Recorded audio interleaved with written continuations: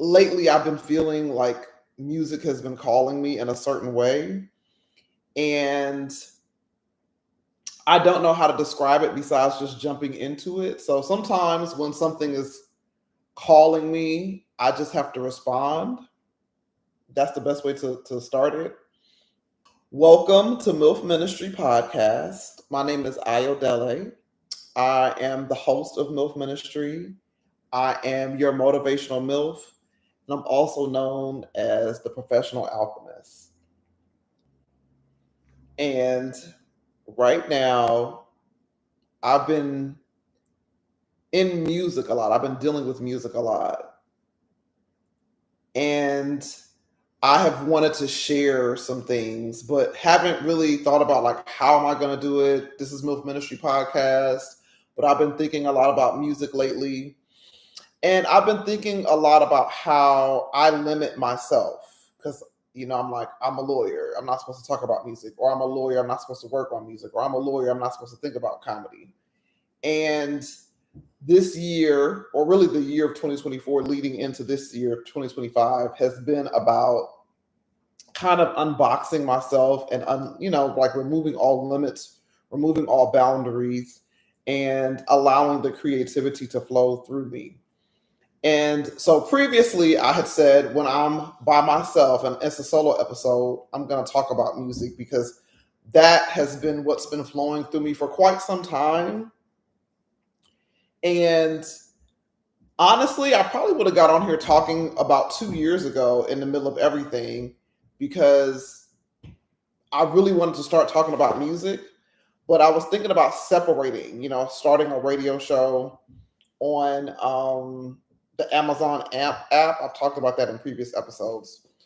But be that as it may, I decided I'm going to go ahead and proceed and just talk about whatever's flowing through me on a particular day. And lately, what's been coming to my mind has been the fact that I don't think a lot of us get to enjoy music as much because most of us are super stressed, dealing with financial issues, dealing with the state of the world. And there's a lot of good music that doesn't get talked about or doesn't get listened to. And so I kind of want to make sure that I take some time, even if it's just one episode out of the month or two episodes out of the month, to just talk about the music that's impacting me or music that's making me emotional, just because I think more of us need to get back to like sitting down, being still, actually being relaxed, and listening to music just simply for the enjoyment, simply for the sonic enjoyment of it all. And, uninterrupted, like truly listening to music. And the only time you're taking out your phone is to add it to the playlist. Like you're not texting other people or, scrolling other apps. You're just really listening to the music and thinking about how it makes you feel. And, hopefully you have moments of like, oh man, I remember when I added this to my playlist, like I do, because something hit you a certain way. So I posted about a month or two ago that one of the artists I was going to start with was Leon Thomas. And it's funny because at the time, only one song of his was like really haunting me. And and when I say haunting, it's not in a bad way. It's just like you're in the shower and the melody comes to you. You're driving down the road and the melody comes to you. And so that may happen from time to time, but when I say haunting, I mean like a good 2-3 days goes by and the same song, you just keep randomly humming it. And so for me, it was Leon Thomas Sneak. And I just kept playing the song, kept humming the song to the point where everyone was just like, what is up with you and Leon? I was like, I don't know. This is the song I'm listening to right now. It's just working for me. It's definitely tapping into that honey dripping frequency. So I was just loving living there. This is MILF Ministry, so we like to listen to music that, helps. I like to listen to music that helps me feel relaxed. I like to listen to music that makes me feel tingly. I even like to listen to music that makes me emotional, makes me cry, whatever. Like, but music that makes me happy, like whatever. I just love listening to music that gives me an emotion. So anyway, back to Leon. So listening to that song over and over again, of course, you become more sensitive to other songs. I'm like, you know what? Let me check out more songs and let me add him to my Pandora and see what plays. And so, songs from the Mutt album was playing, and songs from, I think his album is Electronic or Electric Death. I'm so sorry if I'm saying it wrong. I'm like, oh, that sounds nice. Okay, that sounds nice. Okay, and then like before I knew it, I had added like 4 or 5 songs from Mutt. So yes, it is. Vibes don't lie. You just start adding how fast, slow down, all these. I'm like, oh, okay, okay. And then Pandora starts playing songs from Electric Dust, the other album. And then I start to hear like Treasure in the Hills and Socialite and Sneak. And I'm just like, oh, I like quite a few of these songs. So anyway, I'm like, oh, I have a new artist that I like, Leon Thomas. It's official. I've heard multiple records. I like this song. Okay. So then I don't know what I was doing, but my edible had definitely kicked in. Whatever I was doing, you know. And Crash and Burn comes on. And I like Crash and Burn, so it's whatever. But this time, as I'm listening to Crash and Burn, it was after I had seen the movie Sinners. And so I'm listening to Crash and Burn, and he's talking about Cali's way too crowded. Life in Mississippi might be more quiet. And I'm like, Life in Mississippi? Is Leon Thomas from Mississippi?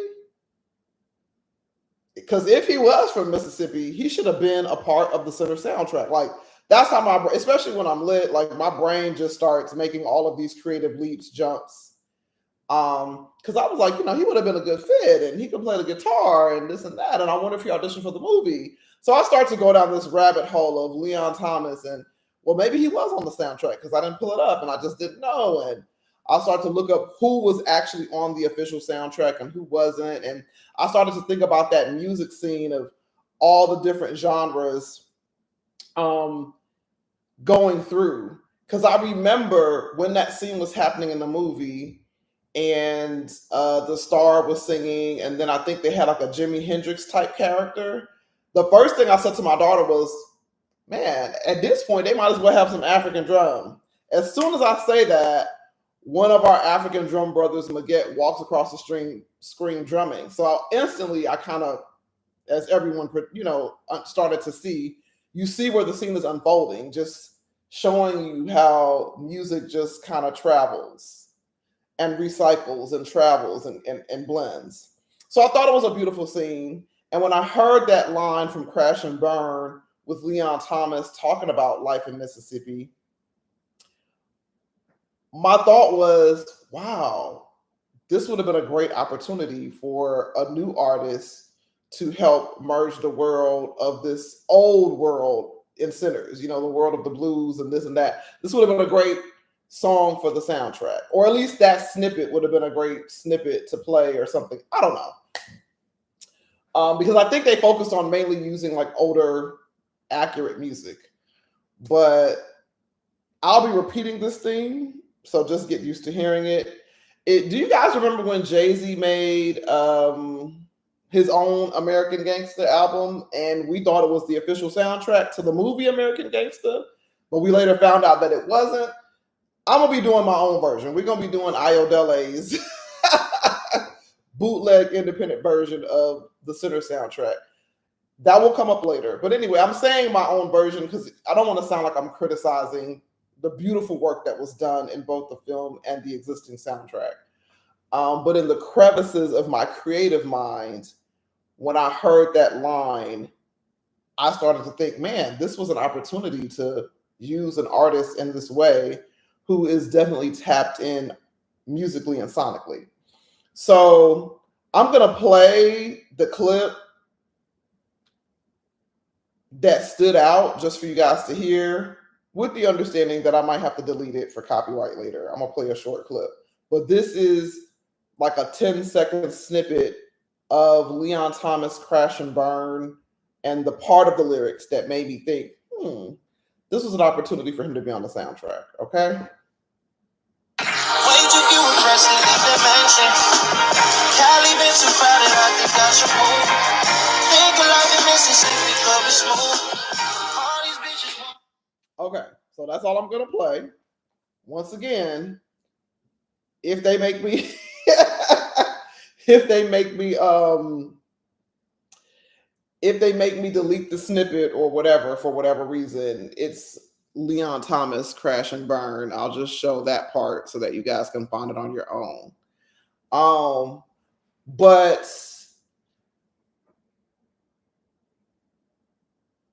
once again, this all stemmed from Leon Thomas Sneak kind of haunting me, right? And then I saw the movie Sinners, and I heard that line that, life in Cali's crowded, thinking Mississippi might be more quiet, or I don't want to misquote, but yeah. He was thinking about life in Mississippi could be a slower, more peaceful life. That's the basis of where he was going. It just made me think about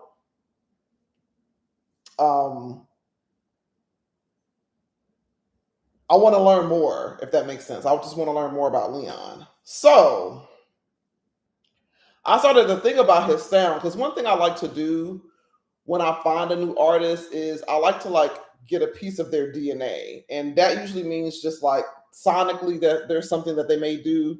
What do I mean by that? Like Kay Wynn, I noticed that a lot of her background vocals has a church choir sound.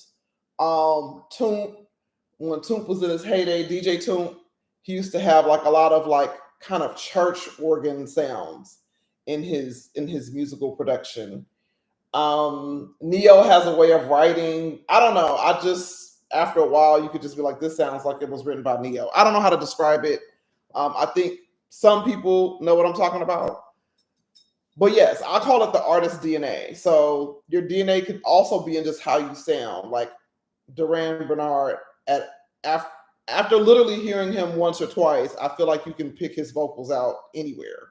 He has a very unique imprint of how he sounds sonically.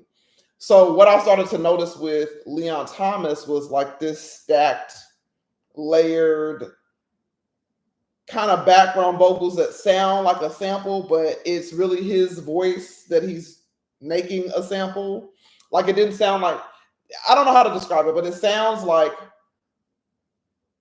how Kanye used to play with samples, actual samples, but Leon is creating this on his own. And I think if you pull up clips, you'll hear him talking about how he does it anyway. But I started to pick up on that's a style of his, that's a theme of his. And you could hear it in Crash and Burn, you can hear it in Sneak. And so I was deep diving, pulling up old articles, pulling up interviews about Leon just to learn more about his creative process, because I tend to do that. If an artist produces something that really impacts me, I'm like, oh, let me learn more about their writing process or their music process. And in doing so, I came across this live that's not even on his channel anymore, but he's making a beat live. He's making a beat on IG Live. And as he was making the beat, let's just say I probably took another gummy. So gummies are usually involved. With me, Leon Thomas, gummies equals a deep dive. So I'm listening to this track, and I just start to get really emotional, sonically, because he's not saying anything. He's just layering vocals over existing pianos. And the way it's coming out is just making me very emotional. And I started to think about this clip from The Alchemist, how do you know when something is done? How do you know when the music is done? And his answer is, the producer Alchemist, his answer is, when I feel emotional. So I'm listening to it and I'm just like, man, this is just wow, this sounds like, it sounds like pure love. It sounds like creative meditation music. It sounds like music that you would want to hear while you're giving birth. It sounds like, doula music, even music you want to hear as you're transitioning into death. It just sounded so pure. And it was making me emotional, as I said earlier. And one of the commenters that was actually there during the live was like, "Man, you're awakening an ancient spirit." And Leon read that comment out loud. And it was crazy because literally, like I said, in that moment, I was just getting so emotional. And it reminded me once again of musical moments that we miss because we don't just sit down and listen to music for the enjoyment. So I'm going to play that snippet with the understanding that that snippet may also have to be removed. So I'm trying to describe it in terms of how it sounds, like I said, like very pure, just because you might have to end up looking it up yourself. But anyway, if it doesn't get deleted, I'm going to play the video and post some pictures to kind of help, establish the point. Okay.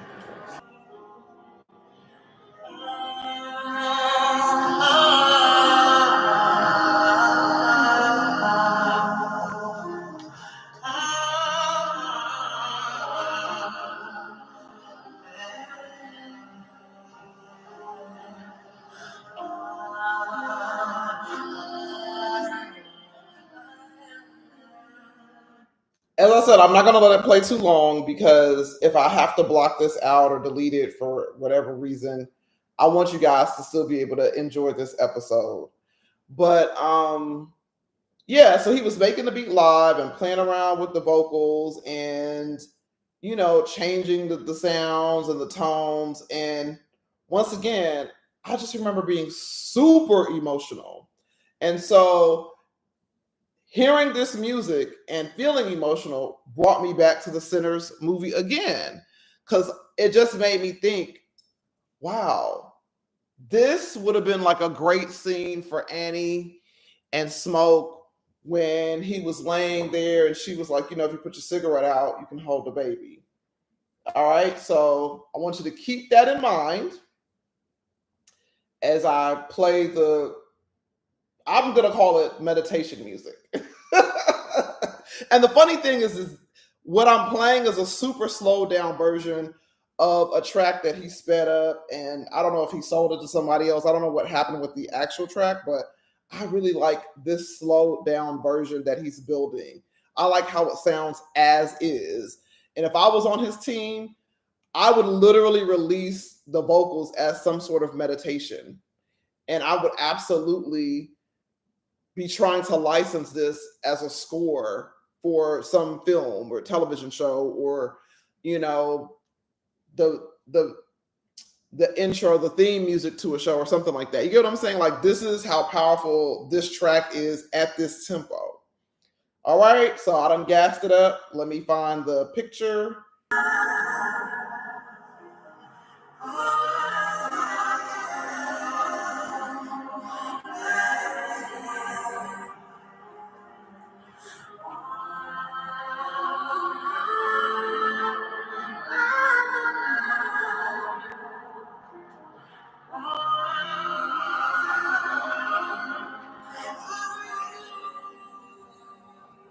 So once again, not playing it too long, but I felt like the picture would help you understand what I'm saying. So it's like you can hear this music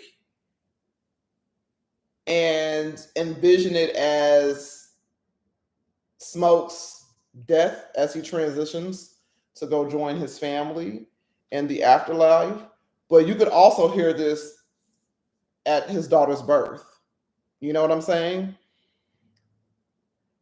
You could also hear this music as Sammy returns to church.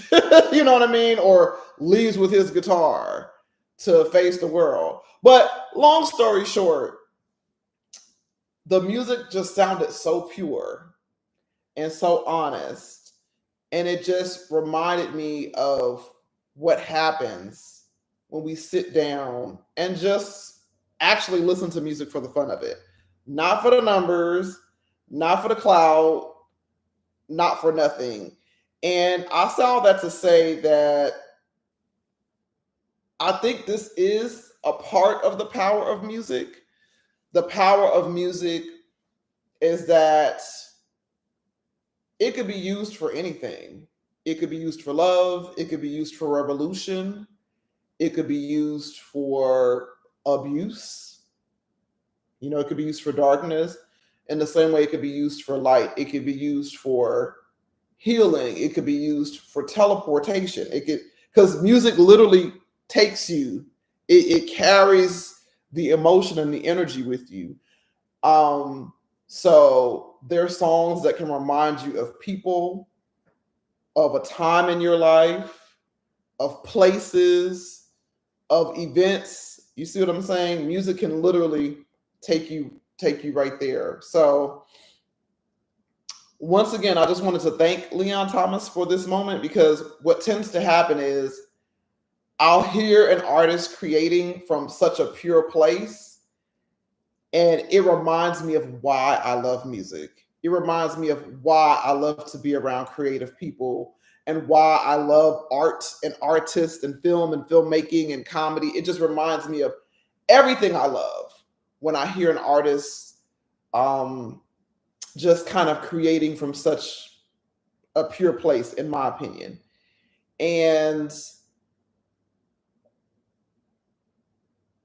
I pray that more artists feel empowered to create from that raw place, if that makes sense. And I absolutely will be a part of creating a platform for people to be vulnerable and express themselves and create from that place and help to amplify it. Because